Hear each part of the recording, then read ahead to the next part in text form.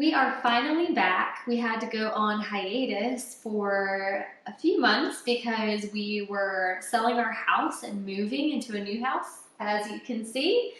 So we have a new place to film, a brand new kitchen, super exciting. We are going to make one of my favorite dishes from Macaroni Grill, and I always have to look it up because I can never pronounce it, the Butternut Tortellacci. It has tortellacci stuffed with 4-cheese blend, Asiago cream, butternut squash, prosciutto, and parmesan. So we're going to make a knockoff version, a very knockoff version that's also low FODMAP. Every now and then I get this really big craving for something that I've had at a restaurant before, and I think, crap, I can't eat that because it's not going to be low FODMAP.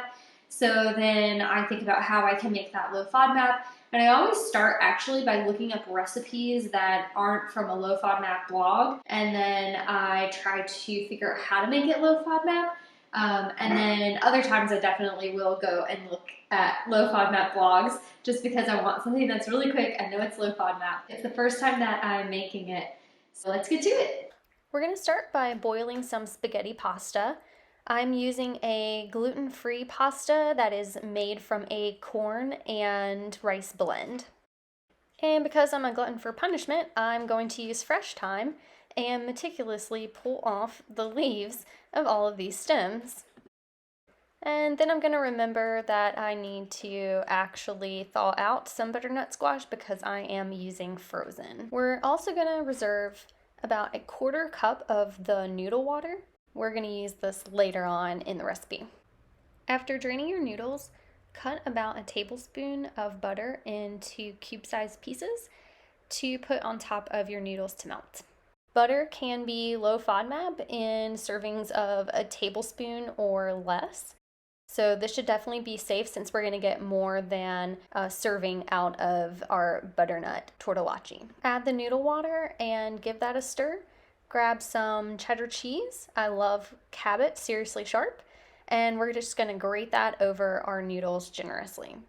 Cheddar cheese can also be low FODMAP in certain serving sizes. Just be careful of the fat content, as fat can also affect gut motility in high quantities. Add your freshly picked thyme as well as some pepper. And then we're just going to stir this together while our butternut squash cooks according to the directions for the stovetop if you're using frozen butternut squash. Add the butternut squash, and if you're not a fan of meatless butternut tortellacci, then go ahead and add some bacon or prosciutto as well. A salad would pair really nicely with this butternut tortellacci, so we're going to cut up some green leaf lettuce, cucumbers, and Roma tomatoes. Add all of your ingredients to a bowl. We'll top this with a mixture of walnuts and cranberries, which can also be low FODMAP in small quantities, as well as some pepper and balsamic vinaigrette. Now it's time to plate our butternut tortellacci, being very careful not to squish the butternut squash because it is kind of fragile.